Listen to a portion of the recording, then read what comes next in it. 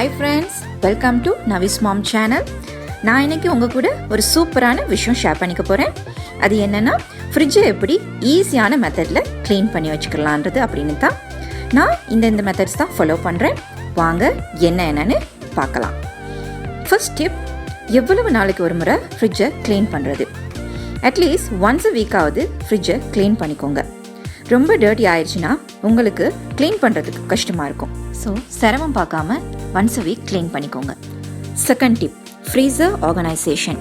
ஃப்ரீசரில் நம்ம வாங்கிட்டு வர மீட்டோ சீ ஃபுட்டோ டிரெக்டாக உள்ளே வைக்காதீங்க. ஃபுல்லாக எல்லாத்தையும் க்ளீன் பண்ணிவிட்டு உங்களுக்கு ஒரு நேரத்துக்கு தேவையான அளவை போர்ஷனாக பிரித்து ஒரு ஹேர் டைட் கண்டெய்னரில் போட்டு வச்சுருங்க. ஃப்ரிட்ஜ் பார்க்க ரொம்ப நீட் அண்ட் க்ளீனாகவும் ப்ளஸ் எங்களுக்கு தேவையான நேரம் ஈஸியாக எடுத்துக்கக்கூடியதாகவும் இருக்கும்.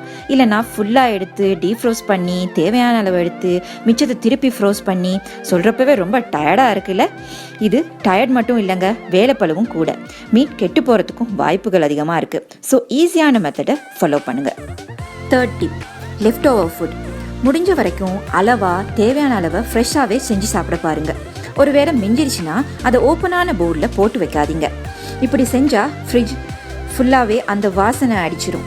அதுவும் இல்லாமல் ஃபுட் பாய்சன் ஆகக்கூட சான்சஸ் இருக்குது.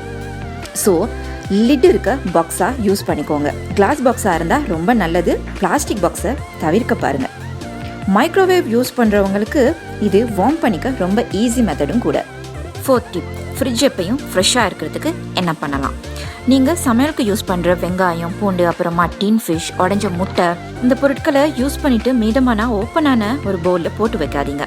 இது ஃப்ரிட்ஜோட ஃப்ரெஷ்ஷான வாசத்தை இல்லாமல் பண்ணிடும். ஃப்ரிட்ஜ் முழுக்க இந்த வாசனை அடிக்க ஆரம்பிச்சிடும். அதனால லிட் இருக்க ஒரு கண்டெய்னராக பார்த்து போட்டு உள்ளே வச்சுக்கோங்க. டிப், நாங்கள் யூஸ் பண்ணுற சாஸ் பாட்டில்ஸ் நாங்கள் யூஸ் பண்ணதுக்கு அப்புறமா ஒரு நல்ல டிஷ்யூவோ அல்லது சுத்தமான துணியோ வச்சு பாட்டில் வாய் ப்ளஸ் மூடியை நல்லா க்ளீன் பண்ணிவிட்டு உள்ளே வச்சுருங்க. நீங்கள் திருப்பி எடுக்கக்குள்ள க்ளீனாகவும் ப்ளஸ் புதுசு போலவும் எப்போவும் இருக்கும். ஸோ ஃப்ரெண்ட்ஸ், உங்களோட டெய்லி ரூட்டீனில் இந்த டிப்ஸை ஃபாலோ பண்ணுங்கள். எப்போயும் ஃப்ரிட்ஜை பார்க்க நீட் அண்ட் க்ளீனாகவும் ப்ளஸ் ஃப்ரெஷ்ஷாகவும் இருக்கும். ஃப்ரிட்ஜை க்ளீன் பண்ணுறப்போ கஷ்டமாகவும் இருக்காது. இந்த டிப்ஸ் எல்லாம் உங்களுக்கு பிடிச்சிருக்குன்னு நினைக்கிறேன். உங்கள் மைண்டில் டிஃப்ரெண்ட்டான ஐடியாஸ் இருந்தால் என்னோட கமெண்ட் பாக்ஸில் மென்ஷன் பண்ணுங்கள். பிடிச்சிருந்தா லைக் பண்ணுங்கள். இதே மாதிரி சூப்பரான டிப்ஸ், குக்கிங் வீடியோஸை பார்க்குறதுக்காக நம்ம சேனலை சப்ஸ்கிரைப் பண்ணுங்கள். பெல் பட்டனையும் மறக்காமல் ப்ரெஸ் பண்ணுங்கள். இன்னொரு சூப்பரான வீடியோவில் உங்களை மீட் பண்ணுறேன். Bye for now.